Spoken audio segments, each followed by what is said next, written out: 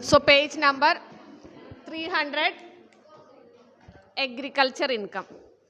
Agriculture income പരീക്ഷയ്ക്ക് എന്താ വരിക വെച്ചാൽ തിയറി വരും. എന്താണ് agriculture income, partly agriculture income എന്താണെന്നൊക്കെ തിയറിയും വരും.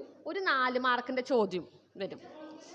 തിയറിയും ചോദിക്കും, അഗ്രികൾച്ചർ ഇൻകം എന്താ, പാർട്ട്ലി അഗ്രികൾച്ചർ ഇൻകം എന്താണെന്ന് ചോദിക്കും. പിന്നെ ഒരു 4 മാർക്കിൻ്റെ ചോദ്യം. ഇതിൽ വലിയ ക്വസ്റ്റ്യൻസ് ഒന്നുമില്ല, ചെറിയ ക്വസ്റ്റ്യൻസ് മാത്രമേ ഉള്ളൂ. ഓക്കെ, അപ്പോൾ let us see.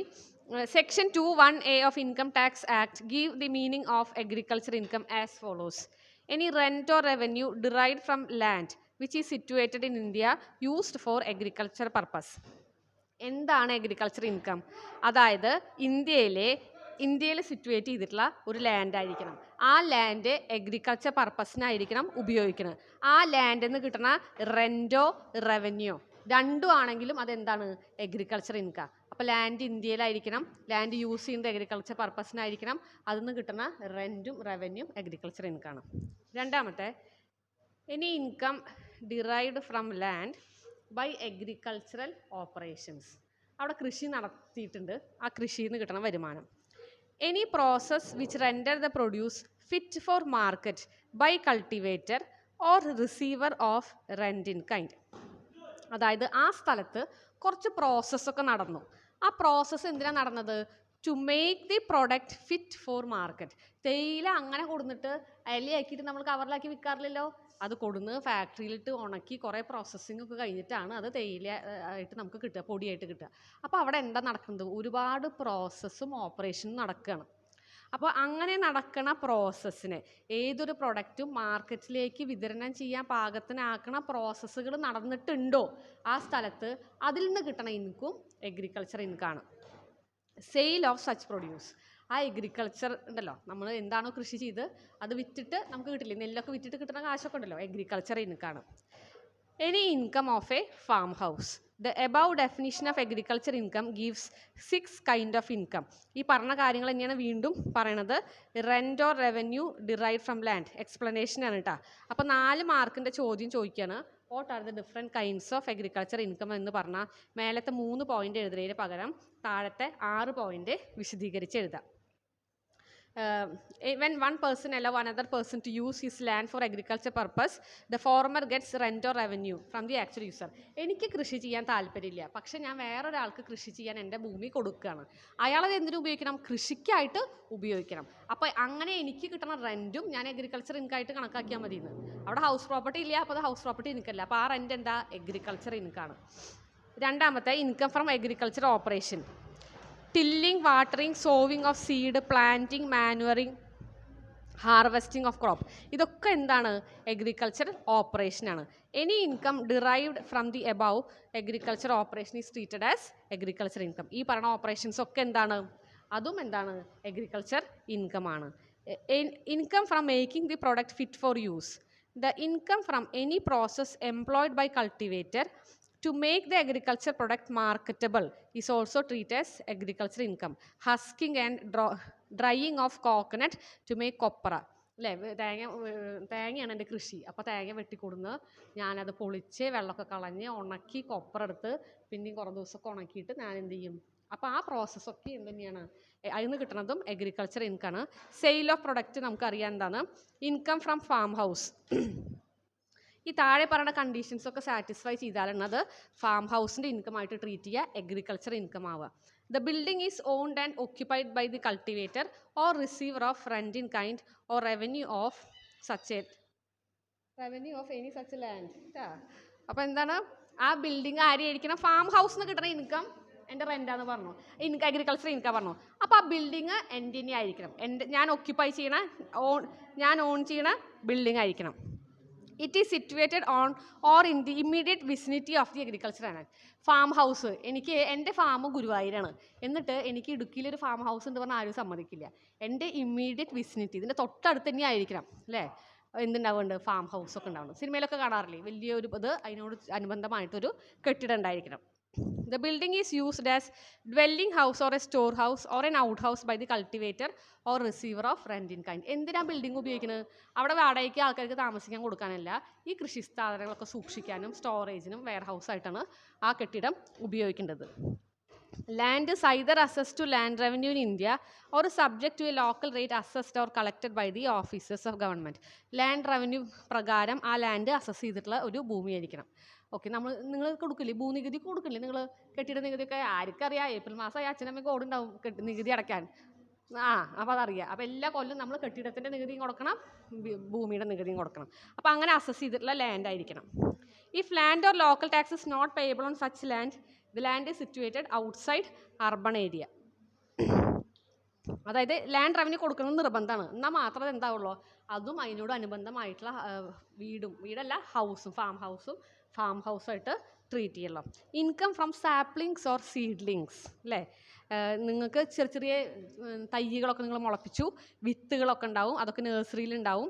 They shall be deem to be agriculture income. വിത്തൊക്കെ വിറ്റിട്ട് കിട്ടുന്ന കാശൊക്കെ അഗ്രികൾച്ചർ ഇൻകമായിട്ട് കൂട്ടിയാൽ മതി. ഇനി പാർട്ട്ലി അഗ്രികൾച്ചർ ഇൻകം ഉണ്ട്. Sometimes an income may be composite income which is partly agriculture and partly non-agriculture. ഒരു ഇൻകം തന്നെ അത് പാർട്ട്ലി അഗ്രികൾച്ചറും പാർട്ട്ലി നോൺ അഗ്രികൾച്ചറും. അതെന്താണെന്ന് നോക്കാം. ഒന്നാമത്തെ, profit of sugar factories which uses sugar cane and also sugar cane purchased. Agriculture income is equal to the average market value of sugarcane cultivated in the farm minus cost of cultivation. Non-agriculture income is equal to the total profit minus agriculture income. അതൊരു formula വെച്ച് പഠിക്കാം കേട്ടോ. തൊട്ടപ്പുറത്തൊരു problem ചെയ്യുമ്പോൾ അത് കൃത്യമായിട്ട് മനസ്സിലാവും. ഇനി income from growing and manufacturing ടീയുടെ കാര്യം എങ്ങനെയാണെന്ന് വെച്ച് കഴിഞ്ഞാൽ 60% ചായയെല്ലാം ഉണ്ടാവുമല്ലോ, ചായല വിറ്റിട്ട് കിട്ടുന്നത് ആ ഇൻകത്തിൻ്റെ 60% നിങ്ങൾ അഗ്രികൾച്ചർ ഇൻകമായിട്ട് കണക്കാക്കിയാൽ മതി. 40% ബിസിനസ് ഇൻകമാണ്. കാരണം നമുക്കറിയാം തേയിലൊക്കെ കൊടുന്നു കഴിഞ്ഞാൽ നമുക്ക് ഒരുപാട് പണി അതിൻ്റെ മുകളിൽ ചെയ്യാനുണ്ട്. നമുക്ക് അവിടെ ഒരു ഫാക്ടറി ഉണ്ടാവും, ആ ഫാക്ടറിയിൽ കുറേ ആൾക്കാരുണ്ടാവും, അവിടെ കുറേ പ്രോസസ്സിങ് ഒക്കെ നടക്കണം, എന്നിട്ടാണ് ആ തേയില മാർക്കറ്റിൽ കൊണ്ടുപോയി വിൽക്കുക. അപ്പോൾ അതിൽ എന്തുണ്ട്, എൻ്റെ അഗ്രികൾച്ചറിൻ്റെ ഒരു ഇൻകം ഉണ്ട്, എൻ്റെ ബിസിനസ്സും ആണ് അത്. അപ്പോൾ ബിസിനസ് ഇൻകം ഉണ്ട്. അപ്പോൾ 60% തേയിലയുടെ കാശ് തന്നു കഴിഞ്ഞാൽ 60% അഗ്രികൾച്ചർ ആക്കുക, 40% നോൺ ബിസിനസ് ആക്കുക.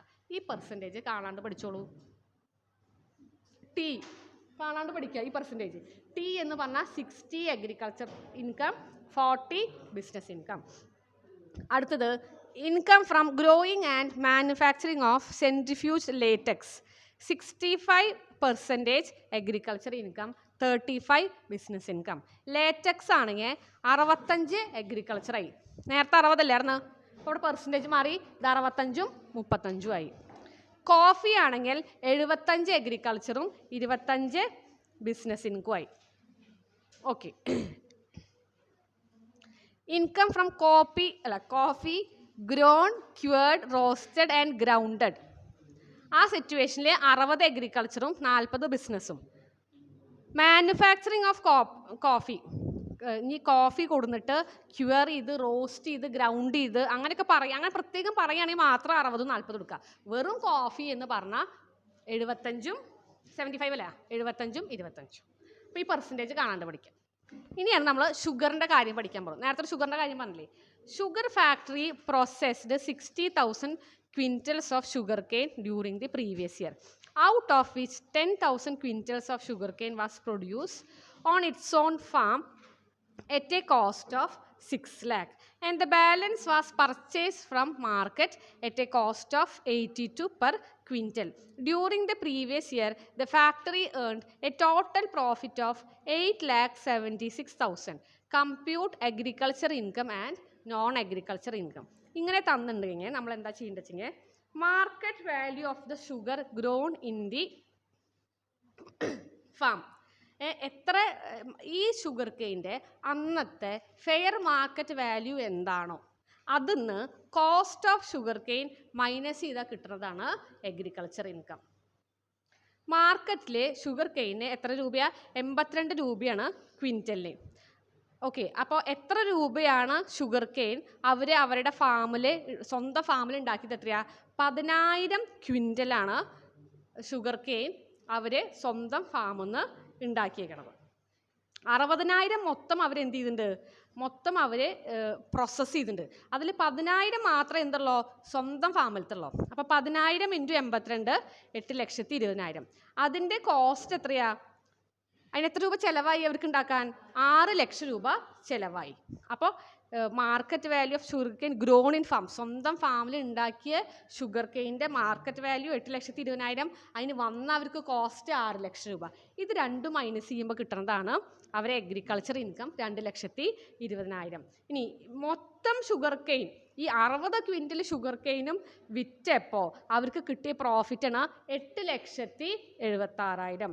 8,76,000 നിന്ന് അഗ്രികൾച്ചർ ഇൻകം മാത്രമായിട്ടുള്ള 2,20,000 മൈനസ് ചെയ്താൽ ബാക്കിയുള്ളതെല്ലാം എന്താ? നോൺ അഗ്രികൾച്ചർ ഇൻകം ആണ്. ഒരേ ഒരു ക്വസ്റ്റ്യനെ ഉണ്ടാവുള്ളൂ അതിൽ കേട്ടോ.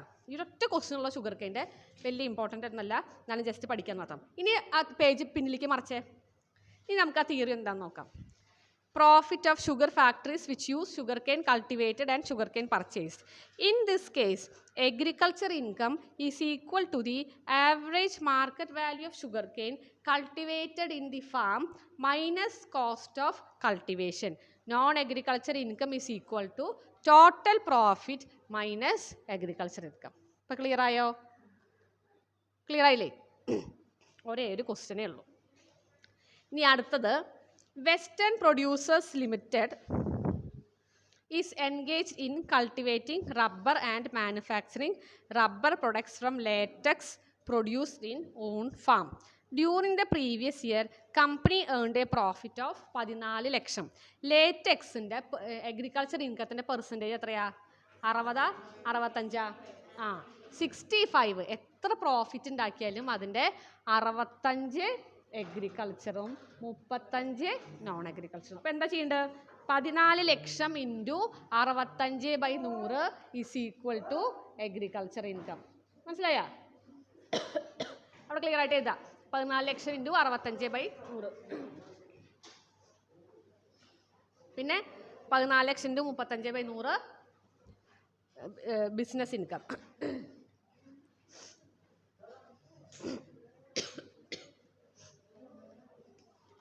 ഇനിയാണ് നമ്മൾ എന്താണ് നോൺ അഗ്രികൾച്ചർ ഇൻകം എന്ന് പഠിക്കാൻ പോകുന്നത്. അപ്പോൾ അഗ്രികൾച്ചർ ഇൻകം നേരത്തെ പഠിച്ച 6 പോയിൻറ്റും അതിൻ്റെ എക്സ്പ്ലനേഷൻ ഉണ്ട്.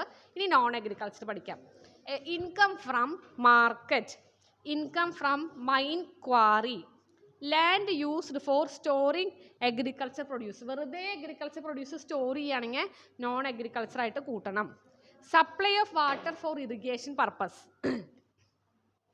ഞാൻ വെള്ളം കൊടുത്തു, അഗ്രികൾച്ചറിന് വേണ്ടിയിട്ട് ഞാൻ വെള്ളം കൊടുത്തു കഴിഞ്ഞാൽ എനിക്ക് കാശ് കിട്ടി വിചാരിക്കേ, ആ ഇൻകം എൻ്റെ അഗ്രികൾച്ചർ ഇൻകമായിട്ട് കൂട്ടാൻ പറ്റില്ല.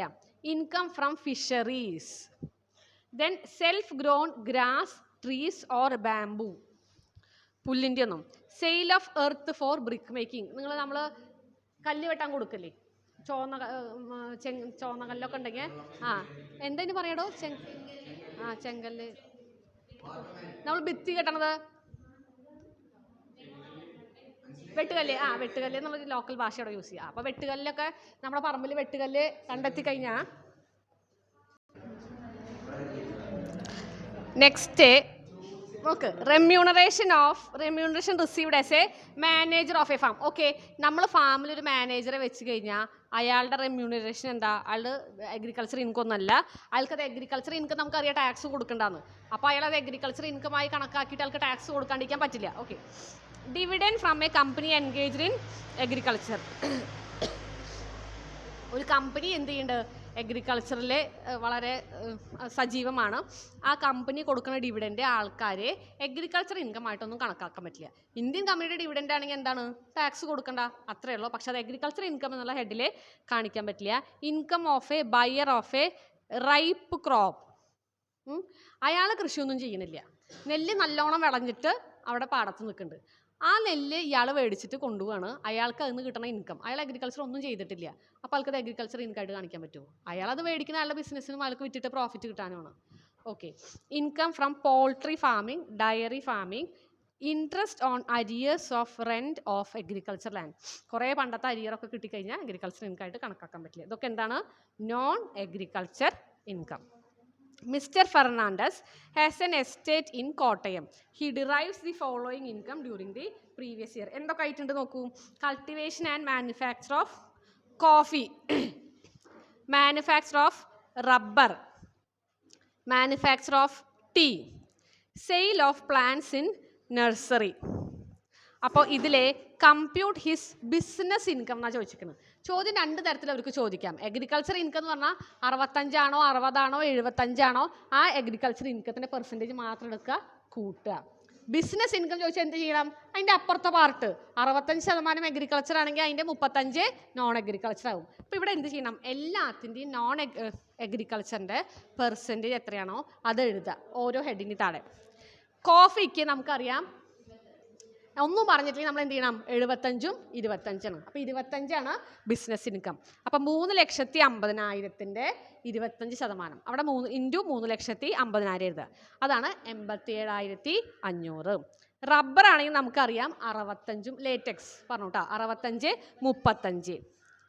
ടീ ആണെങ്കിൽ 60, 40. അപ്പോൾ 40ആണ് non agriculture income, 2,80,000. Sale of plants in nursery എന്താണ്? അഗ്രികൾച്ചർ ഇൻകമാണ്. സീഡ്ലിങ്സ് ആൻഡ് സാപ്ലിങ്സ് നമ്മൾ കണ്ടിട്ടുണ്ട്. അപ്പോൾ അതുകൊണ്ട് അത് അഗ്രികൾച്ചർ ആയ കാരണം ഇവിടെ എടുക്കണ്ട. ഇതൊക്കെ കൂടി കൂട്ടിക്കഴിഞ്ഞാൽ നിങ്ങൾക്ക് എന്ത് കിട്ടും? നിങ്ങൾക്ക് ബിസിനസ് ഇൻകം അയാളുടെ കിട്ടും.